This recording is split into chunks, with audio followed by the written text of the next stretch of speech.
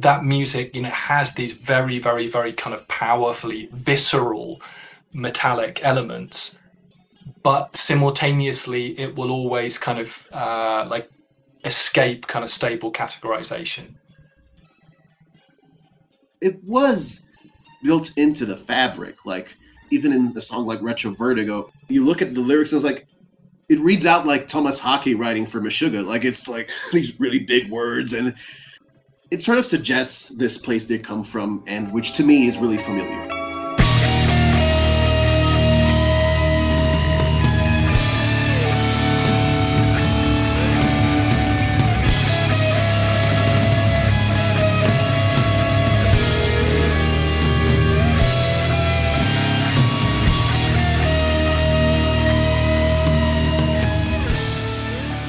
Hello and welcome to a special international roundtable edition of Fatal Strategies, focusing on the music of Mr. Bungle and its relationship to metal. My guests are Dr. Sam Thomas, a professor of English at Durham University in the UK, and Luis Misiara, an independent researcher from São Paulo, Brazil, and a veteran of the infamous and I guess at this point, long-defunct Web of Mimicry forums. The idea for this episode, at least in my own mind, goes back to last year, 2024, when I was working on a two-part, can you call it a series, a pair of essays on the same topic that we're discussing here, namely Mr. Bungle, metal, how do these things fit together, for the website Veil of Sound. And in the course of doing that, I reached out to Luis, and we actually talked over Zoom last year, and I quoted one of his interviews with Trey Spruance. He's done a series of those interviews, very in-depth interviews. 2 of them are currently available, and then another one will be available in the not-too-distant future. And then as for Sam, Dr. Thomas, I was aware that he had his own paper in progress on similar topics. I can't remember how I knew that, if he had posted something about it on social media or if it was through a direct message, but in any event, that paper has been sort of held up in the peer review process. It is not out yet, but it should be out perhaps by the end of the year or early next year. It will be published in the Journal of Popular Culture, an academic journal, and the title is Unsentimental Education, Mr. Bungle, Metal Music, and the Re-Recording of the Raging Wrath of the Easter Bunny. And so all of the above, Sam's unpublished paper, Luis's interviews with Trey, and my 2 for Veil of Sound last year, served as a sort of collective jumping off point. We go into some other areas as well, but sort of coming back to the same themes, one of which is sort of the relationship between metal and non-metal, in the case of Mr. Bungle's music, but that's something that has also come up in some of the previous episodes of this podcast. And then the sort of tension between the localism or regionalism inherent in so much metal, at least historically. We think of things like Swedish death metal, Florida death metal, Norwegian black metal, Bay Area thrash, etc., and the fact that metal is perhaps more than ever an international phenomenon. And that is another sort of theme that has come out in some of the previous episodes of this podcast. Links to all of the aforementioned articles will be in the show notes, with the exception of Sam's, but I'll try to remember to add it when it does become available.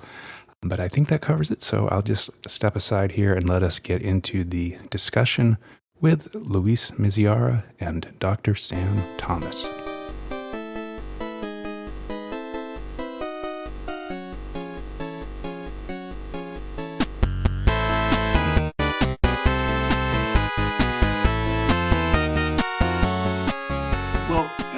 Main bands from an extreme metal standpoint, you could say, are Sepultura and Sarcophagus. Sepultura was more outwardly successful in that it's perhaps like comparable to Metallica even in how it's penetrated the rest of the world.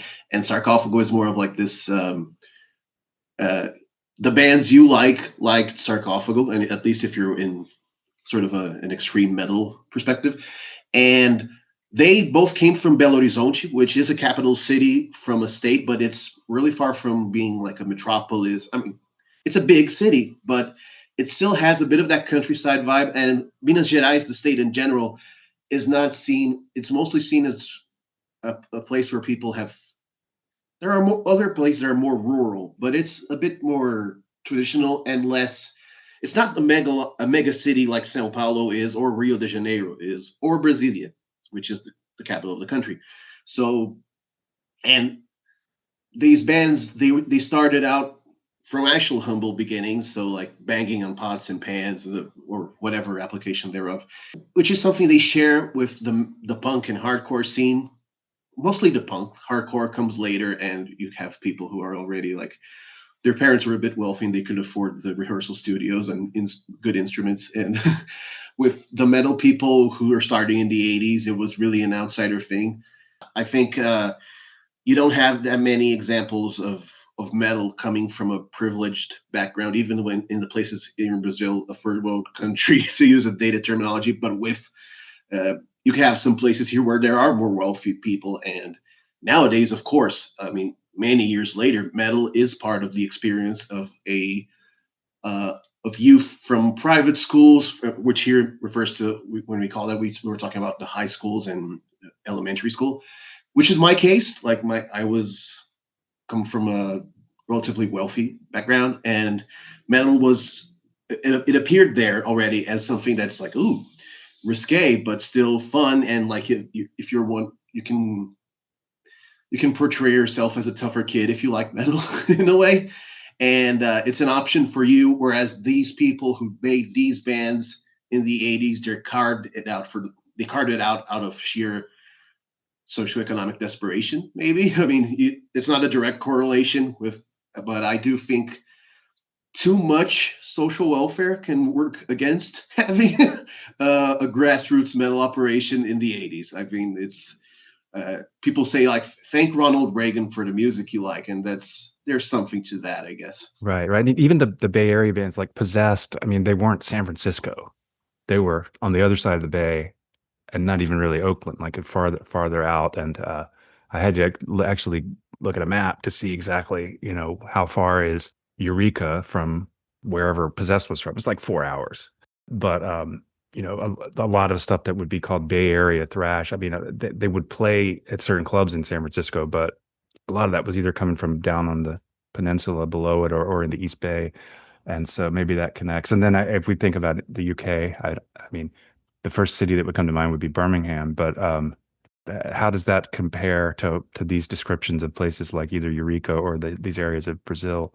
Well, I actually live in Birmingham. Like I Right. work in Durham University in the northeast of Okay. England, so I'm a kind of like a middle distance commuter, I suppose. But Okay. like Birmingham is my home city, and I mean it's the second biggest city in the UK. So it's a big city, but it's not London. Right. And in some way, it's not Manchester, right? Like has a very, very, very specific sense of regional identity. It was a city for a long time, kind of, defined by a kind of post-war, post-industrial decline. The guys from Sabbath grew up in Aston, a white working class neighborhood in Birmingham, kind of playing on bomb sites. The kind of mythic origin story of heavy metal, right, is literally tied to kind of heavy industry. When Iommi loses the tips of his fingers on an industrial lathe accident, and then has to kind of relearn how to play the guitar, and that kind of that very distinctive string bend comes from that. Birmingham also gives us Godflesh, Napalm Death. Like it's the home of metal in so many ways. And just in a few days, Sabbath are playing their final show, a back to the beginning show at Aston Villa football ground. Just like a 40-minute journey from where I am right now, to mark their origins. So that kind of concern sort of bound into the fabric of metal with points of origin, as well as endings, kind of violent and abrupt, or kind of agonizing endings. That dynamic is something that kind of really interests me conceptually, as an academic, and I'm really interested in how that kind of relationship between origins and ends plays out in very, very specific ways, kind of related to regional contexts. Because to me, Mr. Bungle are, for all their kind of outrageous, imaginative flights of fancy, and for all the ways in which they're obviously so deeply marked by San Francisco, and by a range of other kind of environments in the US.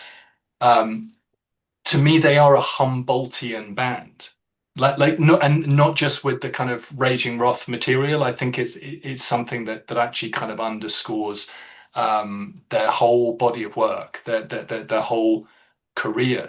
They're so profoundly and deeply marked by that place, and it's complex. It's a push-pull dynamic. There's that sense of rootedness, but also a sense of wanting to kind of escape, but yeah, it was one of the reasons that I was so drawn to Bungle when I was growing up, when I was a teenager. Is that, I'm from a very small town. I live in Birmingham now, but I'm from a very small town on the south coast of England that was kind of depressed, still recovering from its kind of collapsed status as a Victorian seaside resort, and I'm a provincial guy, like that sort of marked me in some way, and I could identify that in Bungle's music. Like when I started learning about their origins, I found something to kind of imaginatively identify with, even though Eureka is so extraordinarily different to my own backgrounds. Have either of y'all been to Eureka? No, never. I'd love to, but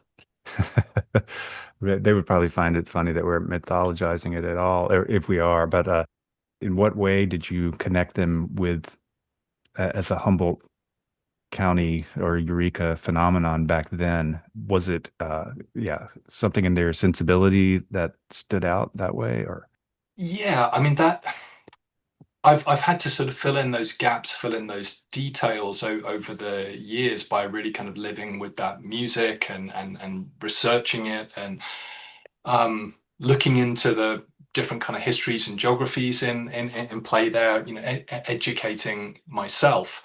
But through their music, there was always this kind of powerful emphasis on home, right? Like on concepts of home, of points of origin, that sense of kind of isolation or marginalization, the kind of like idiosyncratic, like private languages and private bonds that you kind of like develop in that kind of outsider environment, or within a sort of an outsider group of people, like the samples, the freight hopping samples and stuff on the debut record, like that had a tremendous like imaginative power for me as a teenager, like kind of speculating as to how I could kind of connect that to like a tangible sense of place.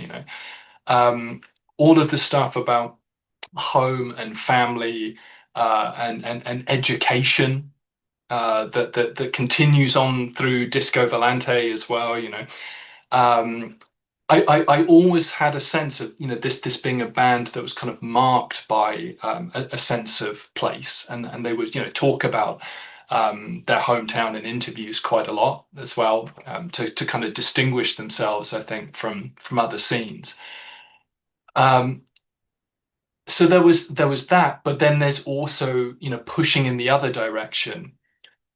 There's that cosmopolitanism, there's that kind of curiosity, that sense that, you know, if you come from a small or remote place, if you're kind of cut off on some level, you know, Trey talks about the redwood curtain, right? Like of you know, being behind the redwood curtain, or you know, the shroud of fog, like, you know, the literally and metaphorically, that kind of closes that place off. Then that, in a way, in some circumstances, can kind of force these kind of extraordinary imaginative openings that I was always tremendously attracted to in Bungle's music.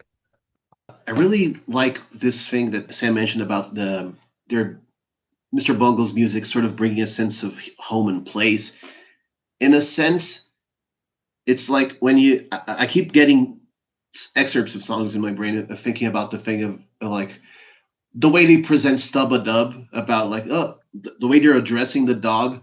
It feels informed by, what if that was an episode of Pee Wee Herman's show, and there's like an elegy for a dog, and it's portrayed in a bit of a surrealistic way, and they're taking cues, it seems, from like Mr. Rogers as much as they are from Tom Araya.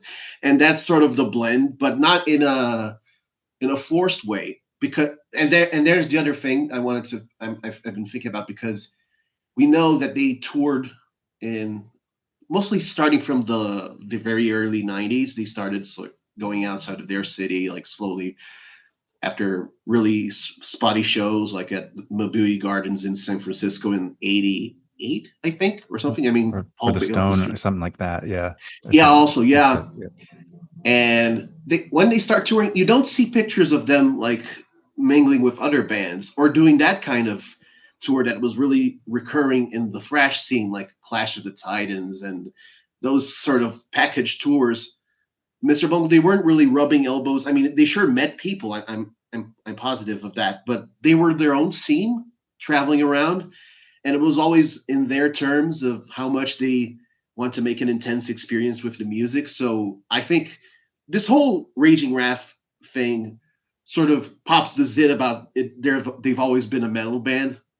That's sort of validating to me, because one other thing is, like, I truly was drawn to metal as a teenager back in school, because I mentioned the thing about appearing tough, but there was always the black metal had been memified when I was a teenager. So the thing about doing corpse paint, you see nerds who are mostly into other things sort of gravitating towards, oh yeah, I'll do some corpse paint. Abath is funny. Immortal is a meme, and that was really surface level when I was in school.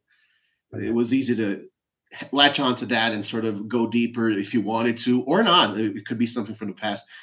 And I think that's absolutely not what was happening to the guys in Mr. Bungle in Humboldt County. But there's a way in which metal interferes with your buildup when you're exposed to it that young, to the point where when Trey says, like, well, this is coming home to us musically, I'm like, yeah, I get it. That's not only did they start there, but that's the core from where the branches grow. And I just think that's what validates them so much, and what validates this enterprise of the Raging Raph thing. I can see some other old heads and people who like work with them, I'm not naming names, but who are really either wary or just like disappointed that they took this direction of doing the Raging Raph stuff. I've seen like people I totally respect otherwise, and not that I don't respect this opinion, but it's sort of like, but it was built into the fabric, like, not just in terms of, the first time I thought of it was like, well, there's always been metal bursts, like there's a culmination, Carry Stress in the Jaw, or even in Mamishka Mouse Squirrels, where we're like, bah, da, da, da. There's the metal aspect in there sonically. But I think it was when you brought up that like the lyrics work in a metal sense, even in a song like Retro Vertigo. It's either that or Holy Filament. You look at the lyrics and it's like, it reads out like Thomas Hockey writing for Meshuggah. Like, it's like these really big words, and it's right. Yeah. It sort of suggests this place they come from, and which to me is really familiar. Yeah, it's like they couldn't really even. It seems like parts of California, they were kind of the farthest away they would get from their origins musically and just in general. And not to say that they were ashamed or turning their back on it, but they were just as far away from it as possible. But even then, yeah, there were those things. It's like, well, their take on the Beach Boys influence was still very different from what you would get from Olivia Tremor Control or something, like the stuff that was coming on at the time that I think it would set people off.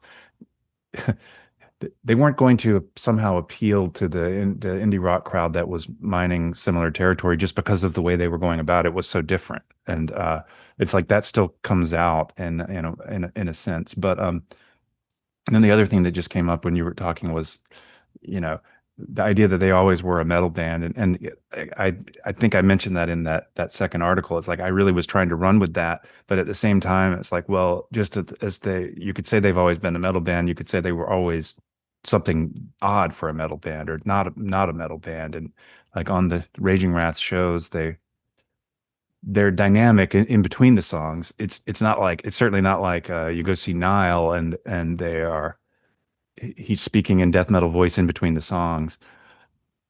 They interrupt the dynamics. They do things that pop the balloon of their own, like whatever power they build up. They always feel compelled to end it with the Pepto-Bismol jingle and this stuff. And it's kind of like, well, that's always been there too.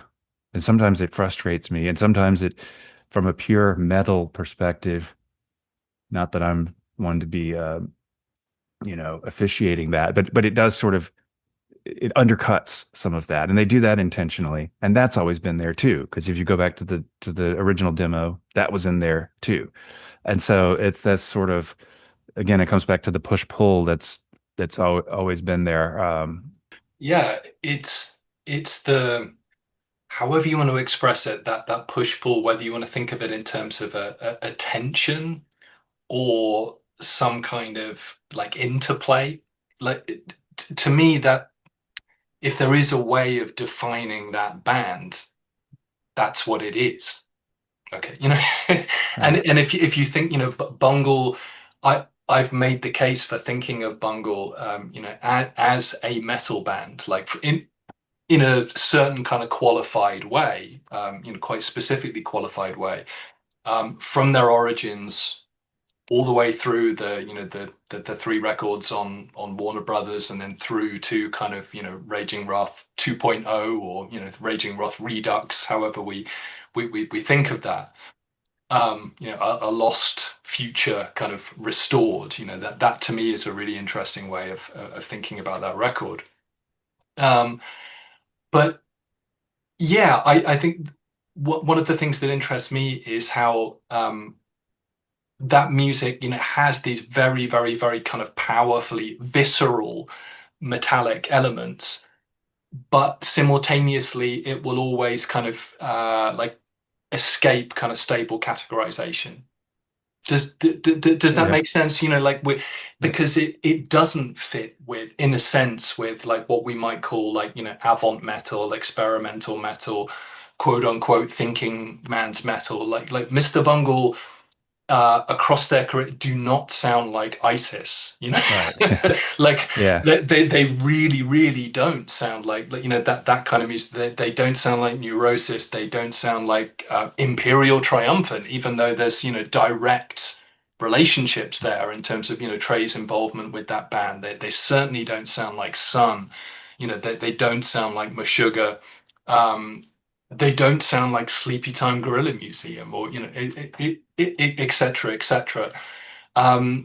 Simultaneously, they don't really sound like Slayer or Exodus or Anthrax, and so on and so forth. Like for all the ways in which the kind of classic era of Bay Area thrash is, it's obviously so important to Trey, Trevor, and Mike in terms of formative musical experiences, formative musical bonds, and for all the ways in which you can you can hear those influences in the Raging Wrath material.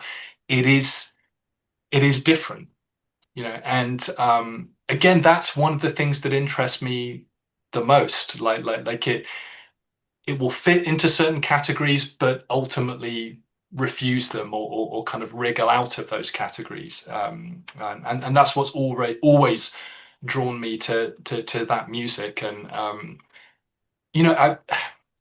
it's also perhaps one of the reasons why I've written a lot about the importance of education in Mr. Bungle, and how they're always on some level kind of writing about school and college, in various ways, which I find really intriguing as an educator myself. But Bungle are part of my musical education. If it wasn't for Mr. Bungle, they gave me some sort of metal reference points that made sense. I came to Bungle as a pretty, kind of idiotic teenage metalhead. That opened my mind to all these kind of new vistas. And, I would not know about John Coltrane or Sun Ra if it wasn't for Mr. Bungle. I wouldn't know about Piazzolla or Bollywood film scores or, et cetera, et cetera. If it wasn't for Bungle, like they have played a role in my own education, in my own kind of musical, in encouraging and inspiring my own kind of musical exploration, and that's fascinating to me as well. That you can tie that to metal, like to a genre that has this kind of reputation for for kind of degeneracy, at its worst. So.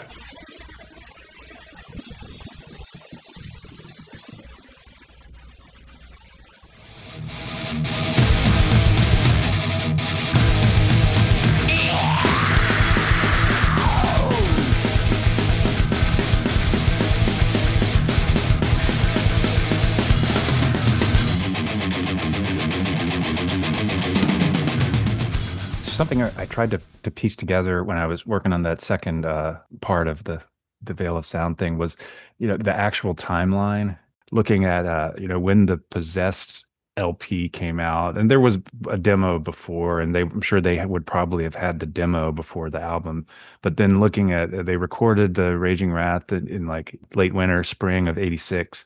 I think that Possessed album came out in late '85, like November. But I was trying to think about it as part of metal history. It's weird. It's still an outlier. It's still an outlier because it's just kind of wrong and off, and often they were doing stuff that was, you can kind of look at it as part of that genre, but kind of not part of it. But it's like like trying to view them in the context of metal history was an interesting sort of, I don't know, thought experiment. And then now you look at it and it's at this point in time, maybe it does really reflect the way metal is now, which is it doesn't have a direction like it used to, because it's all over the place and there's simultaneously every genre or subgenre being mined and remined. And that was something else you brought up in the paper. Was sort of, not to say that it was a commentary on the state of metal, you didn't say that, but that it was sort of a reflected something about that. And I'm not doing it justice because I'm not able to find, let's see, what it means to live under the sign of the re, and the relationship between the simulacral and the historical, authenticity and artifice. And then coming back to this idea that, as I scroll up here, how does it fit into the current landscape of metal? Yeah, I think I was just really intrigued by the ways in which, like, on one level you can sort of think of the re-recording as kind of out of time, or kind of lost in time, so or as a weird kind of like temporal anomaly on some level. But then that music being released in 2020, it's a really fascinating way into to thinking about like the kind of broader cultural politics of the metal genre, whether metal itself can really still be understood like as a kind of cohesive genre in a meaningful way. What those genre kind of codes and tropes mean at this point in the 21st century.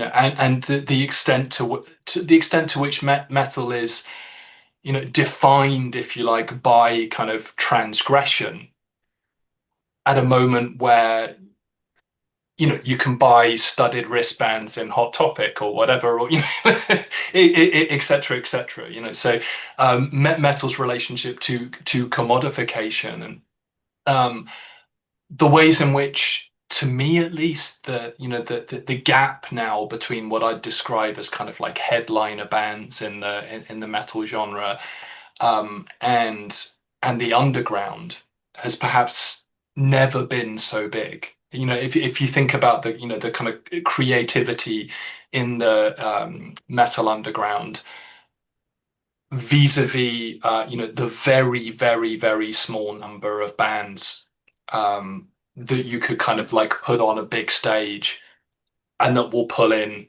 thousands of people, that could be understood as kind of like viable financial entities at a festival, or so there are all these kind of tensions, and metal's new set of relationships with the art world, metal's kind of heritage status in some ways. I was talking earlier about Birmingham as the kind of home of metal.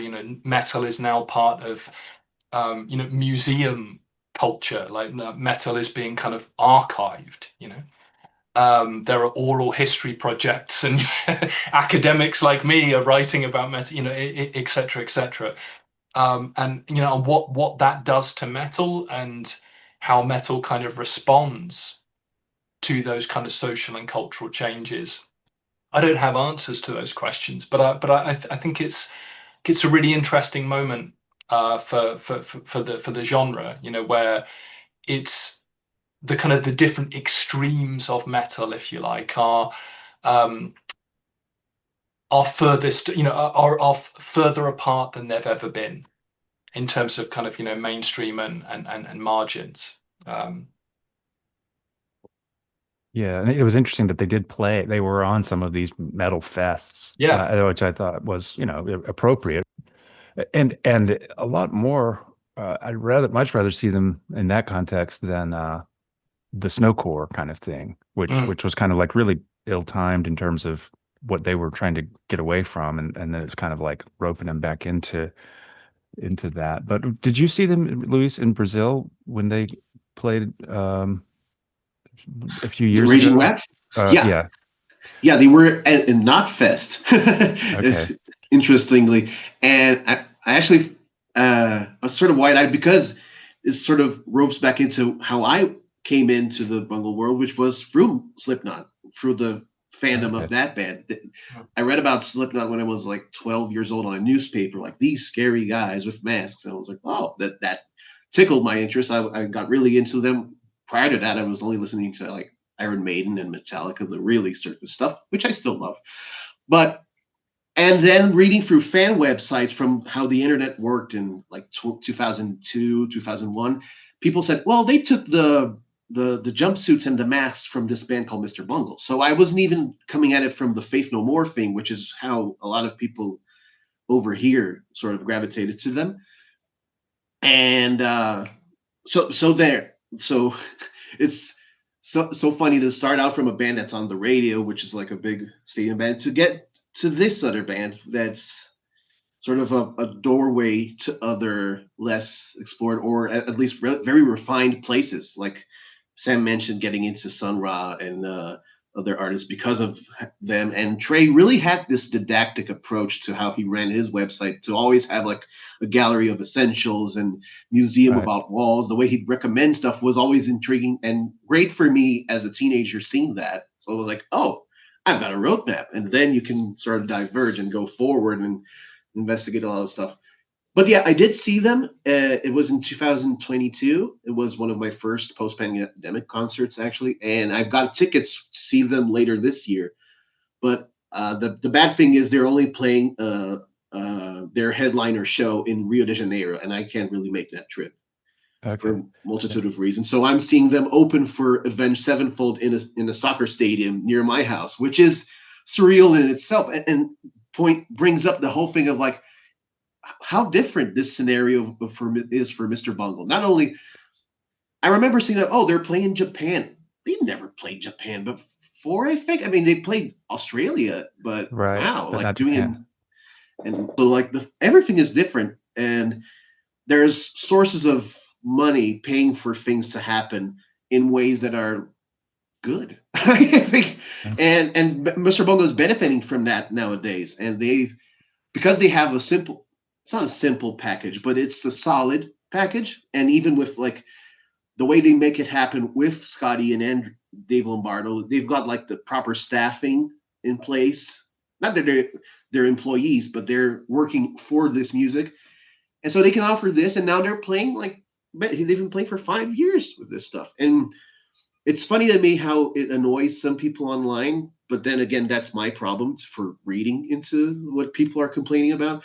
But like they keep playing this stuff, and I'm like, have you seen it live? It's don't come at it from like I know the set list already. Like that's almost irrelevant in term because it's always going to be at least a bit different, and it never got its proper. They keep bringing it up. We never gave this music the proper shake.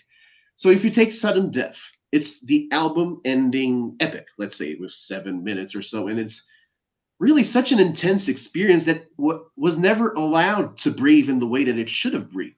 I mean, it wasn't in an album produced by whoever, like Harris Johns or those sort of Rick Rubin, any 80s record producer who could extract from the music and put it out in a more palatable way. It was in a cassette tape, degrading over time. So and not even people who liked Mr. Bungle really had an inkling of how that sounded like in its proper execution. And it could only happen like this. And I'm sorry for extending myself. I just wanted to, there was something that came up like how they started talking about this. It's from a context of such low pressure on them. Both Mike Patton, Trevor Dunn, and Trey were like, well, they weren't saying it like that, but it's like they've accomplished a lot. They've excelled in their fields, and they met each other again at such a different point than when they were teenagers. It's like we could do this. Yes, we could, and we could call this guy and that guy. And Lombardo was with them at the time, from what I understand, from this encounter they had in Brooklyn. So it's like, yeah, let's do it. We can make this happen. And from that point, I don't think they even saw it going this far into the future, which was sort of colored by the pandemic too. But when you factor in how this tour is a package that can happen in places, and they can tour Europe extensively with no obstacles from co-headliner bands who were upset Right, at yeah, them or right. whatever. It's just such a beautiful thing to see, because even when they could sort of start going through the motions, that when every song, every set list has at least one new cover song. Or Mike Patton, in my estimation, is having his most free reign as a front man. So he'll talk in the local language. He'll be fun about it. He runs the show in a bit of a band leader way, like either finger snapping, like they're taking cues from him, especially Lombardo. And it's just such a beautiful thing to see. And it executes this promise that was unsung from the past. And in a way, it's almost like maybe fate avoided it happening the way it could have in the past, because it would have been something else if they were stuck to playing Day on the Green and doing that sort of metal festival back then. We wouldn't have had who they were otherwise with the other albums. And I think there's for me, Louise, that's exactly what. Of course, there are elements of nostalgia to this, and I think everyone in the band like quite openly admits to that, like especially at this level of kind of formative personal and creative relationships, and thinking of this project as a kind of imaginative homecoming, and there is of course some element of nostalgia there, but what distinguishes this from a kind of empty or like cynical nostalgia is that sense of like a lost future made present, or a lost future restored, like something that was kind of foreclosed, that is now given its sort of proper time and space, its proper presentation. And to me, that's it. I find it wild. I find it hilarious. I find it quite moving, actually. And there is like a practical kind of infrastructural dimension to this. Like I'm now like seriously thinking about developing some of the work I've done on Bungle into a kind of book length study, into a kind of like Bungle verse project, right? Because I think you can use the careers of Mike, Trey, and Trevor as academically as a way of kind of mapping out the relationships between the US musical avant-garde and various popular genres, from kind of 89 to the present, right? Like, and it's a story that we know, but it's a story that hasn't been kind of properly told. Like speaking of like giving something its proper presentation, right? Like and going back to space again, thinking of how you kind of map all of this. So I'm excited about that. But I've been in touch with Trevor a little bit, and he was kind enough to just answer some questions over email, and he sent me some really beautiful reflections on metal and on the kind of origins in Humboldt that I'm hoping to use in this future work, or to draw on. And like as a kind of offhand remark, Trevor talks about one of the real ironies here is that this is the first time that like this band is kind of paying the bills, like that like by playing the music they wrote as teenagers, that was considered sort of unlistenable or unhinged, or like this kind of obscure curiosity on YouTube, is playing that music that are that enables Bungle in their current incarnation to be a viable entity, and to function and to reach audiences around the world. And as someone who's deeply invested in that band, I find that kind of difficult to I find it very difficult to stand against that. Like I understand some of the arguments of fans who are kind of disappointed by who immediately saw like some kind of some sort of spurious nostalgia in what they were doing, but it's not an argument I can buy into.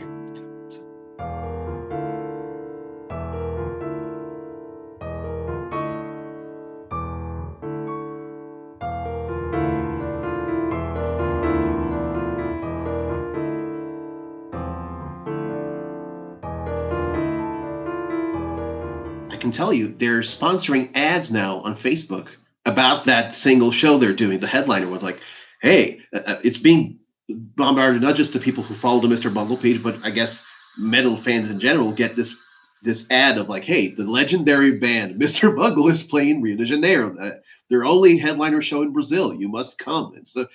And I was talking to a friend about it because he's been seeing that ad, and we're like, huh. I don't know how much that show is selling. Like, I don't know how economically viable it's being ultimately. I mean, I think it helps that they're piggybacking on the back of being on tour with Avenged Sevenfold. That sort of takes care of some bills when you can count on that sort of infrastructure and develop your own shows. It is funny that they're playing more headliner shows in other countries because actually Secret Chiefs Free, before they even ever played in São Paulo or in Brazil in general, they did play first in Argentina and Chile. So there's a bit of a over there. I know that the impact of Faith No More was even bigger. Over here was big, like because Mike Patton has this way of ingratiating himself with the locals and making like really topical jokes. So he play around with the fact that Xuxa, the TV presenter for kids television, and Pelé had an affair or something, I think. And he was talking about that in like 92 when he played over here and playing on stage with the local police outfit. And that got him in trouble with the police. And he had like Igor Cavalera from Sepultura talks about this stuff. But there is when I started growing up, and listening to Mr. Bungle and sort of looking to people who I could talk about it with, there was this group, this Yahoo messaging group called Bungle Weird. And there you have like this sort of intelligentsia of local experimental music from all states, mostly Rio. I'd say actually somehow it makes sense that Mr. Bungle is playing Rio de Janeiro alone and not in São Paulo in a way. It's odd that people say Rio de Janeiro. People say, I mean, this bass player for a local band called Zumbi do Mato, which is I'm doing a feature on. He says Rio de Janeiro is where rock and roll goes to die, and that makes a lot of sense. And it sort of speaks to how they're so like there's so much that is wrong with the place, in spite of it being the city of wonders, the beautiful city with geographic landscapes. It makes sense that Mr. Bungle would play there. But I can tell you, having gone to that show in 2022, so they played at in the middle of the afternoon with sun. It's something that we don't, other than the Bizarre Festival video from 2000, you don't have much of an image of Mr. Bungle playing outdoors in the sun. But anyway, I would say in Knotfest, I think 10% of the audience knew who they were. But they played an engaging set, and people are like, oh yeah, I know that guy from Faith No More, but this band is cool too. He's doing the heavy stuff, and interspersing with the cover of Summer Breeze, and so he's being funny about it. That's sort of the general thing people took in, but it works even like it has a very short onboarding process, this lineup. Whereas if they were playing the Disco Volante set and like starting out with I don't know, some of that Japanese soundtrack stuff like Fast Sado, Slow Sado, and or Violenza Domestica and stuff, they would not be playing this. They would not be invited to this, or it would feel very different. And you can imagine people walking away in droves if they played the set that old heads would appreciate, in a sense. Like I'm one of those. I enjoyed the stuff too, like absolutely, but the way they found in metal a way to be authentic to themselves while presentable to the world is very intriguing indeed. Like, just jump in there, because it suddenly occurred to me that another way of thinking about Bungle as like a metal band of sorts, like from start to finish, if you like throughout their career, is the ways in which like metal as a genre is so kind of powerfully marked by like that combination of the local and the global, right? Because so many of the most sort of influential metal scenes are defined by a sense of place, right? Like are defined by a particular region or country or city, or Norwegian, Scandinavian black metal, etc., right? Bay Area thrash, but simultaneously the development of metal is also kind of like a global network story, right? Like, so Euronymous is writing to the guys in Sarcophago. I think Wagner Lemonnier from Sarcophago is now an economist. I think he's like a university lecturer. College professor, yeah. Yeah, I love that. I love that detail. But the guys from Mayhem are in contact with guys in Brazil, who are in contact with the guys in Psy in Japan. So that's an underground kind of communicative, imaginative infrastructure, letter writing, tape trading, kind of analog global infrastructure that then turns into something more kind of solid, and kind of solidified by real kind of markets and travel infrastructure. And there's something about how kind of Bungle operate, as this band who are like defined on some level by Humboldt, but are drawing on all these kind of different cosmopolitan influences from all over the world, from different time periods, folding in their own kind of experiences of travel, and their kind of very serious time spent immersing themselves in different cultures. Patton's relationship with Italy, Trey's relationship with Persia, with the Arabic world, etc., etc. Even Trevor's relationship to New York, right? Yeah. Like that's really significant. Those kind of East Coast West Coast dynamics that come into play here. So that, yeah, there's something there about how metal, more than any other genre I can think of, like it is simultaneously defined by by the local, by the regional, but at the same time is kind of radically globalized, and has this sense of a global community, whatever that really means, but or a global audience, as well as the local kind of underground scene, that is very fiercely policed or whatever. So yeah. Well, I mean, one reason why I was, with this whole podcast endeavor that is uh, when I was finishing up, or with the Who Cares Anyway thing, and where I'd been in one focus on one place and a certain time period, and a couple of people or somebody asked me what was I working on next, and I didn't really have a next thing, and then I started thinking about, well, if there was going to be a next thing, uh, it wouldn't be to go to another city in the same time period. It would be to look at the fact that, well, the time period of 78 to 95 is kind of, that's in the book, is like the first half of my life, more or less. And then, oh yeah, there's all this other stuff that I am interested in, that um, if I look at things that are current, that are coming out, a lot of it is stuff that I might have gotten into right around 2000, late 90s, and a lot of it does connect to metal, or in some way or another. But it's not enough. I do have a certain fondness for things that came out of Norway at that time period, but aside from that, it's really like the idea of place isn't essential, and so it's the scene. The scene is this sort of distributed, global kind of thing that, yeah, metal was doing that before with the handwritten letters and things, but now it's just like you have, like, the other day I got something on Bandcamp from a band from Toronto, and I was like, this is pretty good. I wonder what people are saying about it. And I looked it up, and there it's described as, Finnish style death metal and stuff. I mean, you have bands from Toronto doing Finnish stuff. You have bands from this region doing music associated with this region, and so it's a weird transition to where you have stuff that people can associate with places, but eventually, I don't know that we're going to associate any of it with places. And then on top of that, you have, one reason I reached out to Camille is, he's from France. He lives in Ireland, collaborates with people from Norway, the UK.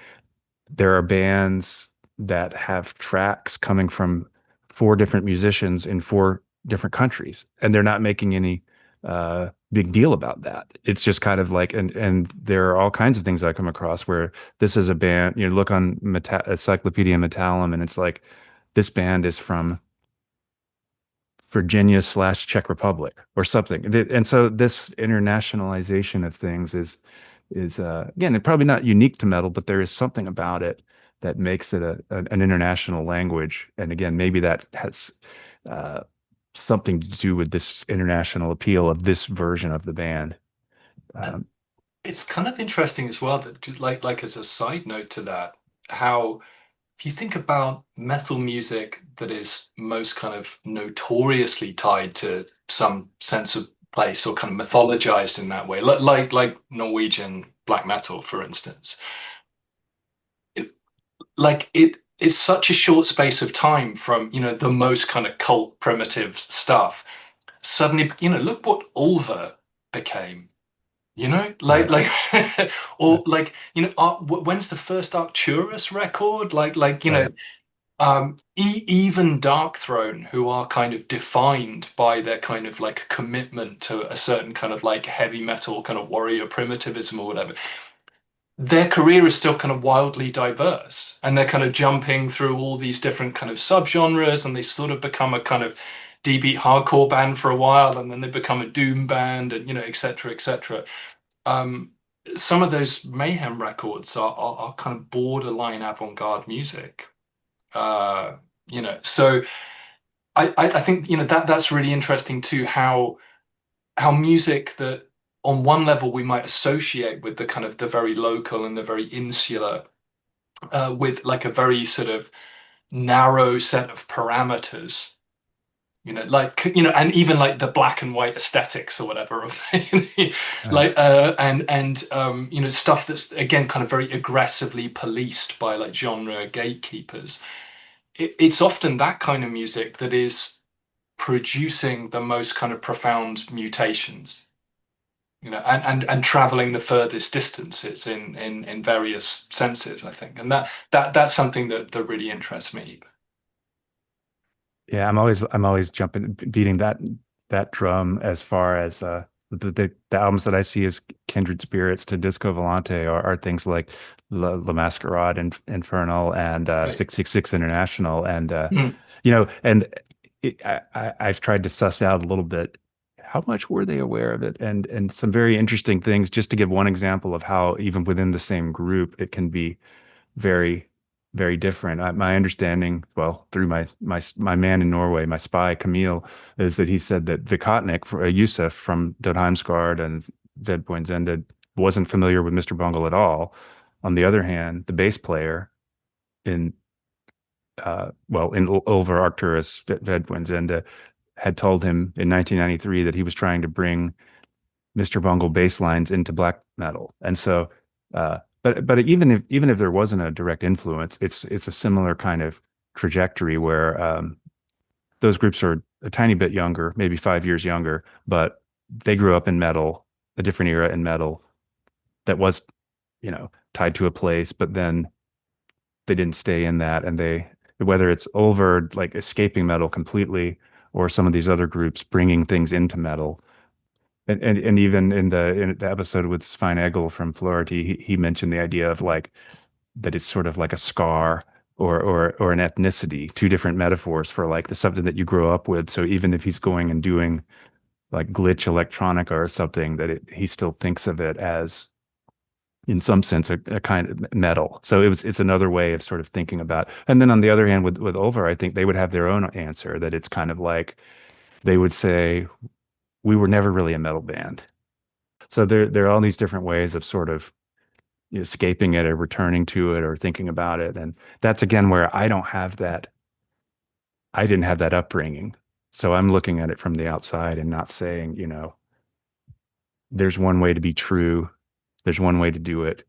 I figure, and this connects, to one other little random tidbit that I've already told Luis at one point was, there was somebody I wish I had the original quote because I can't remember exactly what triggered it or if it was just unprompted, but he said, one of these things that ruined metal was bands like Mr. Bungle. And I can't remember if he was focusing on the like eclectic angle, or I think it was really more the popping the balloon aspect of it. And I think this was coming from someone whose ideal would be, war metal, like all out all the time. And so the idea that, they bring in this other sensibility that ruins it. And it's kind of like, well, there's nothing stopping people from doing that. It's not like Mr. Bungle happened and then there was no more bestial warlust or something. That's a great point. I've had similar discussions with friends in the past, and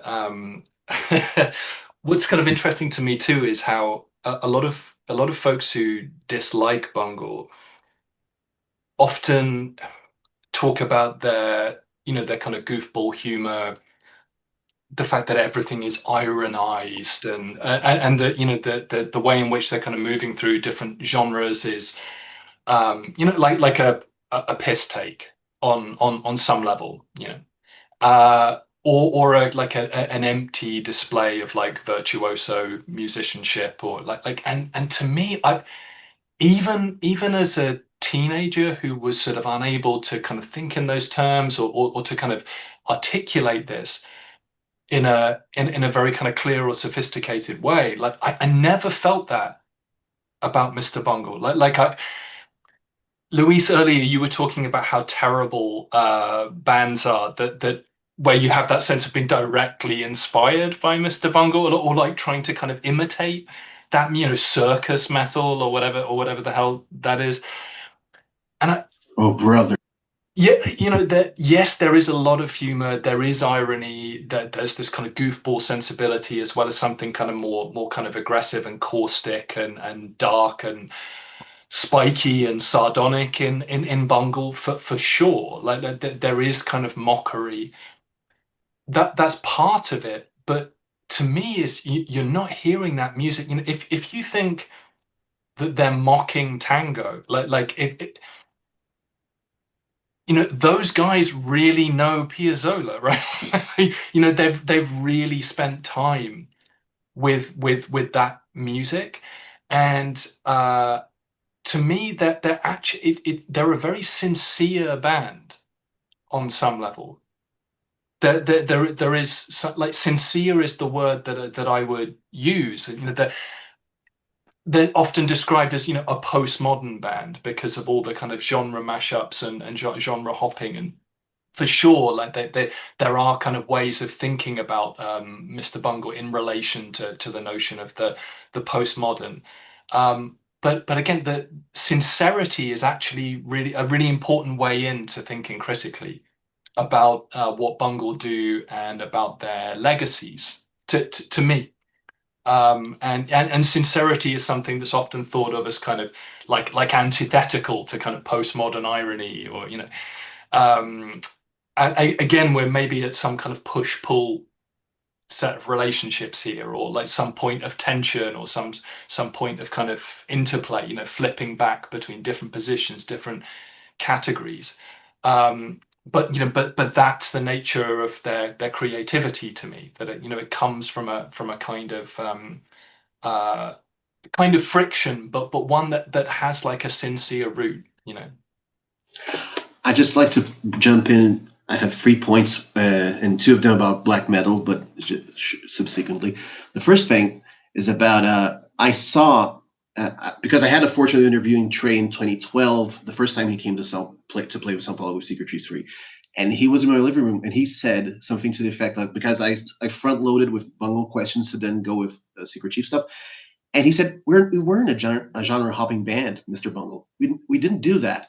And like, I could hear in the back of my mind the songs that do that. And later, a few years later, he was like, yeah, I used to say we didn't do it, but then I re-listened to Carry Stress and The Joy. You kind of have to say that we were doing that, like hopping between genres a bit. But most of them, I agree with what he was trying to say, is like it's got references in the past, but they're doing something else with it. So, I mean, we can't take Violenza Domestica as some sort of like pure tango, or an aping of tango. It's using tango to tell a creepy story, if you want to be really crass about it. But and like, what story is that? It's more imaginal than actually lyrical in a way, unless you're like really fluent in Italian and want to dig into the lyrics. But that the lyrics are part of the bigger message, I'd say. But anyway, it was just cool to see that reckoning of like, yeah, we did some genre hopping, but that wasn't the main focus, which I think proves the point of the sincerity that you're bringing up, Sam, about like, I do think sincerity is sort of like their cornerstone, and how they're approaching this stuff, and why they can juggle traditions and be innovative with it, but while being respectful towards the repertoire and the approaches. They're not going at it like, oh, jazz guys do this, like someone who is doing a parody band. I don't think parody is Mr. Bungle's like main mode of action. Not in that sense. Musically, they're serious about it. They're professionals, I guess you could say, which is also something that came up in that 2012 interview. I asked Trey, like, do you think yourself as a professional, in sort of what way? Like, really blunt about it, but I thought he would get a kick out of it. And he was like, well, Beethoven pissed in bottles. Was that professional? But he was like, I'll be weird about how I do my things and like work long hours and be inaccessible. But when I do my work, I do my work professionally. And I was like, yeah, that's the cool thing. There's lots of ways in which you can be professional. But to rope back into the black metal thing, which sort of speaks close to sincere, we have the concept of true. And when you mentioned true, this was also part of the youth lingo from when I was a teenager. Like, are you true or are you a poser? Like, that's familiar to growing up in a setting where metal was known of, and where metal has actually had sort of this reactionary disposition of like, this is an innovation, this is diverging from the tradition, and this is should be shunned, and this is poser stuff, and there's true stuff, and I'm true, and that's the word that you use to value things. Well, take two bands, Mayhem and Darkthrone. If you listen to the commented albums that Fenriz did, commented on his, it was mostly him, and in some albums he had Nocturnal Culto with him. He can pinpoint every riff that he wrote to another band. Like, oh, over here I was doing a battery thing, and over here this is a poison, or maybe Poison just idea. Poison. No, sorry. Poison. Poison, but not the hair metal Poison. It was some other.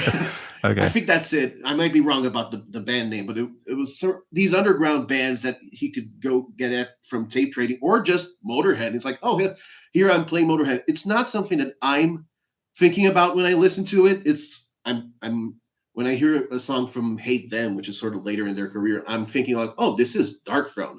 And everything to Fenriz about Darkthrone derives from something else that he likes and he's putting in to the band. I think Nocturnal Culto maybe doesn't concern himself with like doing that genealogy of his riffs. But if you let Fenriz talk, he'll definitely say, oh, this comes from this comes from that. And he has that vision of black metal. So he's not coming out of it with an angle of like, I searched into the depths of my soul and I did rituals and I sacrificed an animal, a goat, to get to the riff. He's really about the experience of youth. And while at the same time, I've read that he would actually go to the studio in corpse paint and not take pictures of it.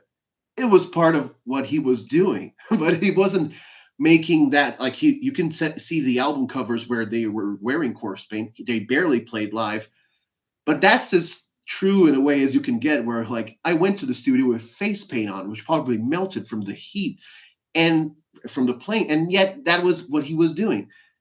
And so you want to be true, you need to be true to the fact that it's derivative in a way, that it's got a genealogy, that it's a part of a tree where there's stuff that comes before and comes after it, and it's like it isn't magical in that sense. The lyrics are in Darkthrone are kind of fantastical in a way that I think is funny, and it is a bit at odds with that. But going to Mayhem, then the other band, when they were doing Death Crush, from what I heard in interviews with mainly Mannheim, they were inspired by Venom, sure, that from Bathory, but also by the Residents, and also like really kooky stuff. And like they have the Tangerine Dream track opening the Death Crush demo. So much stuff that like you can't really tell that they were like part of a scene that they were gatekeeping. They were being oddballs, and that later became stuff that's serious enough to kill for, literally. And like I don't know if you remember a bit about that popping the balloon thing and like the self-effacing approach that Mr. Bungle takes.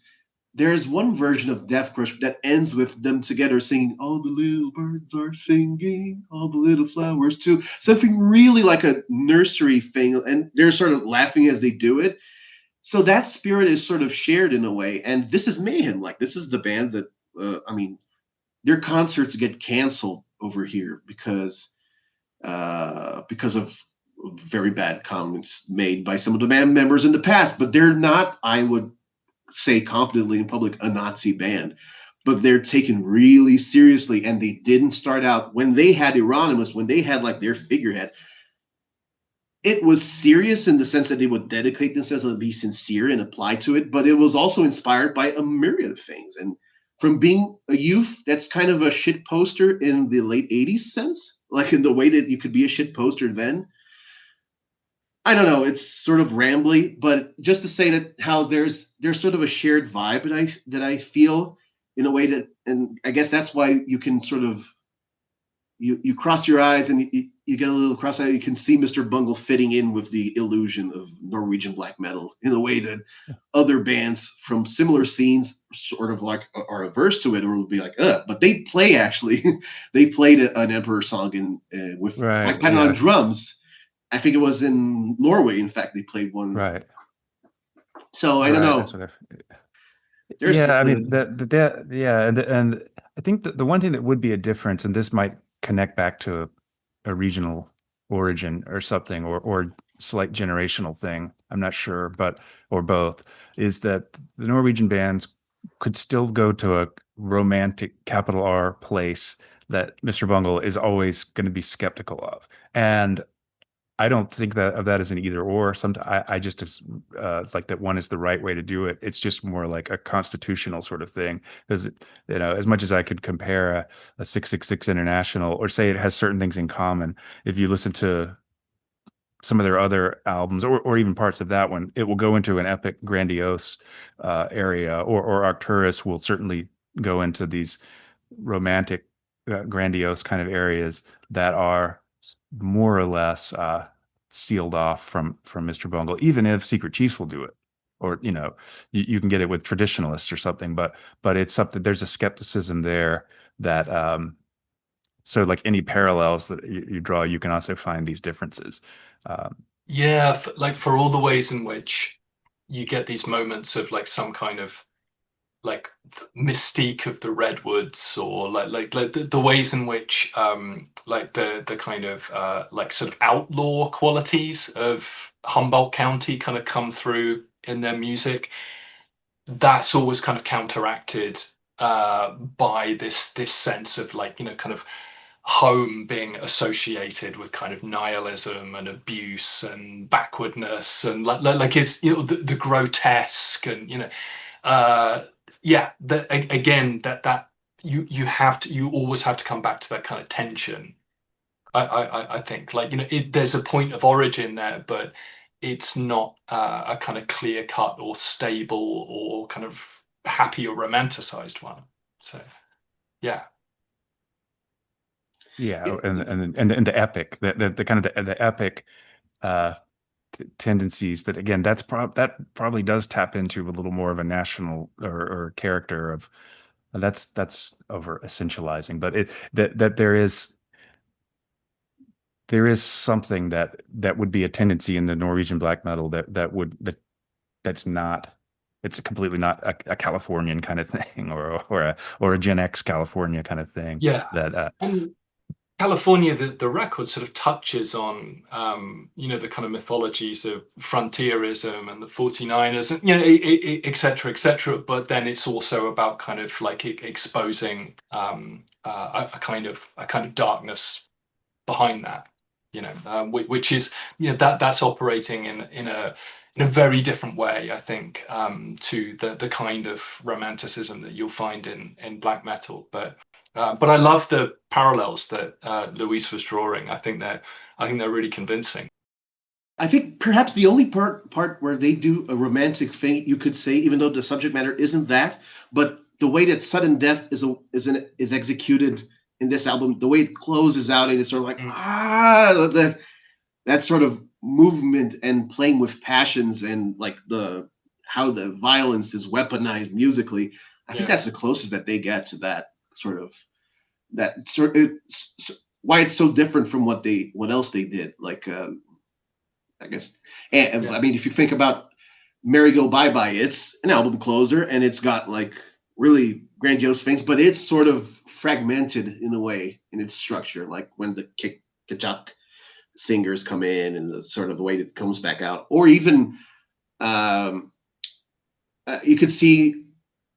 I mean, which one was that? you were talking Sorry, about. I meant You meant Goodbye Good Side Sober Day. Yeah. Yeah. I meant Goodbye Sober Day, and I was going to bring up that Merry Go I Bye get that. Bye is sort of the ugly twin of Sudden Death in that sense, Mm. because it sort of it tricks you, and there's a bit of a humor in that too. And but it's sort of like taking that little part of As Above, So Below and making a whole song out of it. That's Sudden Death in a sense, practically. Yeah. It's so interesting because like having that music is so bound into my DNA. I've listened to those records so many hundreds of times that it was the first time in a long time that I seriously, put on Mr. Bungle records from start to finish. When I was doing research for the piece that I'm hoping will be out at some point this year, and what struck me more than anything now is just how cohesive each of those records sounds. Again, pushing back again that against that idea of kind of like, wacky genre hopping, or kind of, like they really sound like cohesive documents. Like they sound like kind of worlds in their own right. And I think world making or world building is a phrase I used in my piece, and I think that's something I'd really stand by. Like they're a band that are kind of defined by a kind of world making, and for all those kind of head spinning twists and turns, and for all the ways in which they might be like initially disorientating, those records sound streamlined to me. They sound cohesive, and they sound like journeys that have been very, very, very kind of carefully mapped out. Whether that's Bungle as in Raging Wrath mode, or whether that's Disco Volante.